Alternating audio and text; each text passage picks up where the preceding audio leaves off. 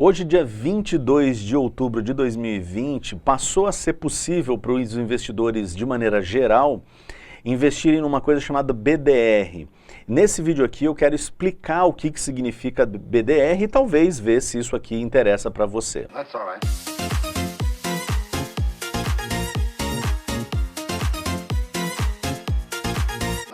Olá, tudo bem? Eu me chamo Rodrigo Bastos Monteiro, sou um professor de administração e de economia que nesse canal sempre traz vídeos relacionados ao mercado financeiro, empresas e gestão. No vídeo de hoje eu vou explicar um produto financeiro que antes era acessível apenas para investidores qualificados, pessoas que tinham mais de R$1 milhão ou consultores de valores imobiliários e que agora está disponível no varejo e que provavelmente você vai ver muitas propagandas, né? Se você está procurando investimento, você vai ver muitas propagandas desse produto a seguir, que são os BDR, né? Os BDRs, eles são os Brazilian Depositary Receipts. Eu separei aqui algumas informações que eu vou compartilhar com você.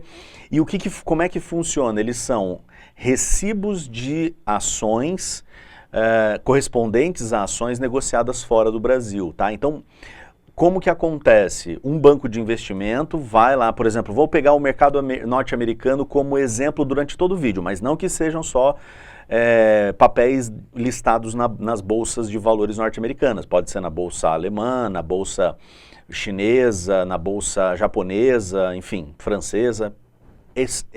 Bolsas estrangeiras em relação ao Brasil. Então, um banco de investimento vai lá nesse mercado e compra as ações da ação que ele quiser, e essas ações ficam depositadas lá nesse país estrangeiro. E aí ele vem aqui no Brasil, né, no nosso país, e vai na Bolsa de Valores e vende o recibo, esse BDR, o Brazilian Depositary Receipts, que são os recibos de depósito dizendo, olha, você está comprando um lote de ação, você não está comprando a ação, mas você está comprando um recibo que faz referência a um lote de ação no estrangeiro. Então, se a ação valorizar lá, o recibo vai valorizar aqui. Se a ação pagar dividendo lá, eu vou te pagar dividendo aqui. O banco de investimento promete isso ao detentor do BDR. Então, facilita para você negociar no mercado brasileiro a compra de empresas tipo Apple, McDonald's, Facebook, Google, enfim, né, Microsoft, enfim, que não são empresas que têm seus papéis listados aqui no Brasil, tá?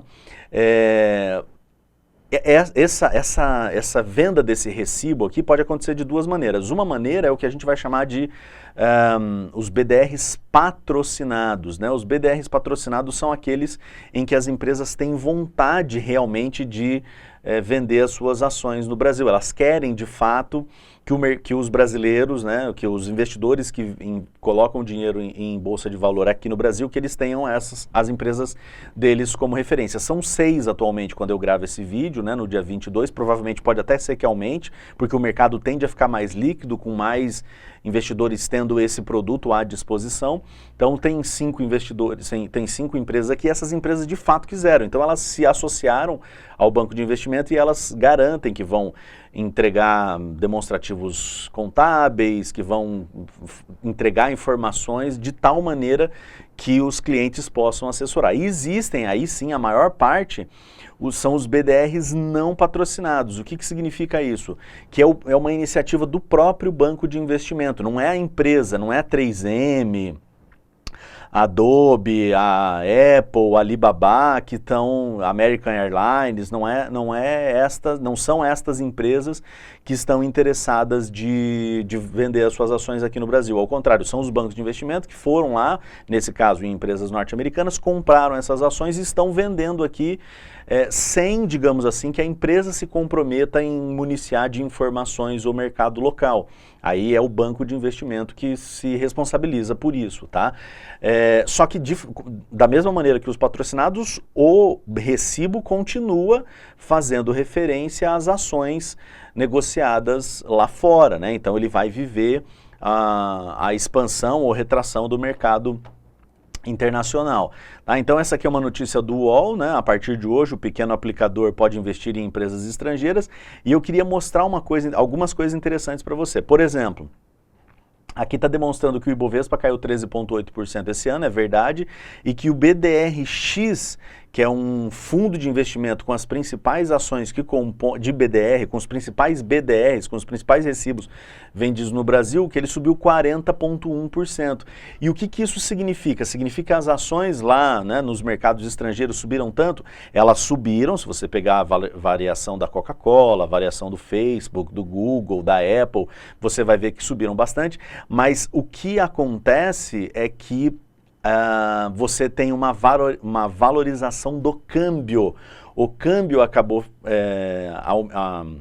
a taxa de câmbio aumentou, né, ela ficou mais cara, a moeda brasileira, o real, se desvalorizou, o dólar se valorizou, e aí então essas duas coisas potencializaram as cotações dos BDRs, né, porque o BDR é negociado em reais dentro do Brasil, mas ele faz referência à cotação da moeda norte-americana. Então, se a moeda faz relação à empresa que está lá fora do Brasil, nos Estados Unidos. Então, se a cotação lá está estável, mas o dólar subir 20%, significa que o valor do BDR negociado aqui vai subir 20%, você vai ter uma valorização. Então isso que a gente está dizendo aqui, né, essa variação de 40%, a maior parte dessa variação, um pouco é porque os BDRs subiram realmente, mas a maior parte dessa variação é o dólar, né, saindo de alguma coisa em torno de 4 e pouco lá, para chegar a 5,50 e alguma coisa quando eu estou gravando aqui, tá? Em relação a custos, aqui é um outro dado interessante, né? Deixa eu ver se eu aumento um pouquinho aqui para você ver bem certinho.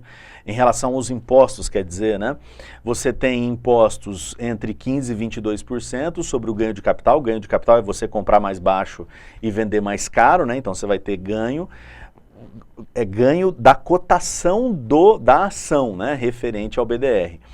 E você também pode pagar 15% de imposto de renda em relação à variação do câmbio, né? Porque se o câmbio subir, você comprou entre aspas dólar a 5,60, digamos que vai a 6. Você não comprou dólar, né? Você comprou o BDR, mas está implícito que você comprou um produto estrangeiro que tem o seu preço baseado em dólar. Então, se a cotação subir, a do dólar subir, mesmo que o preço da ação não tenha subido, você vai ter ganho de capital proveniente da variação do câmbio. E aí, sobre essa variação, paga-se 15% de imposto de renda. Claro, se for o contrário, né, se houver um decréscimo na taxa de câmbio, né, então vai desvalorizar, aí você não vai ter ganho, vai ter prejuízo, né, em termos só de cotação, e aí não vai pagar nada. E, aqui bem interessante, né, os dividendos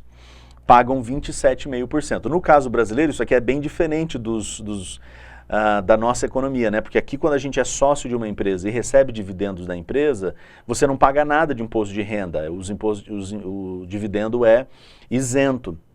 No caso dos norte-americanos, não, eles pagam e pagam bastante. Para os estrangeiros como nós, que comprarmos, por exemplo, BDRs e recebermos dividendos, nós seremos tributados em 27,5% e esses 27,5% é dos dividendos lá nos Estados Unidos, né, que o banco de investimento vai acabar fazendo o repasse e vai pagar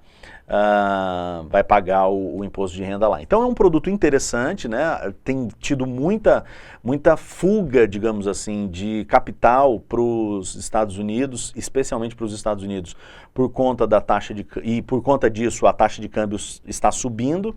Então tem muitos brasileiros também querendo comprar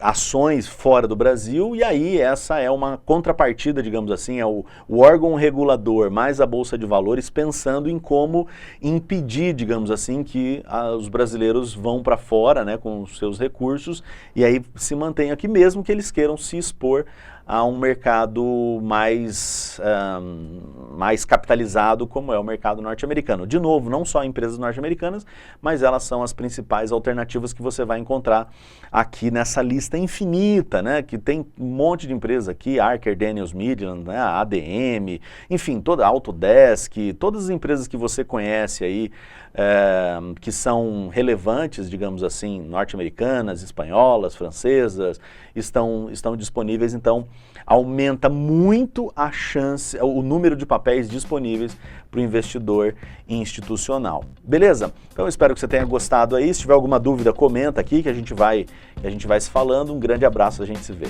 Tchau.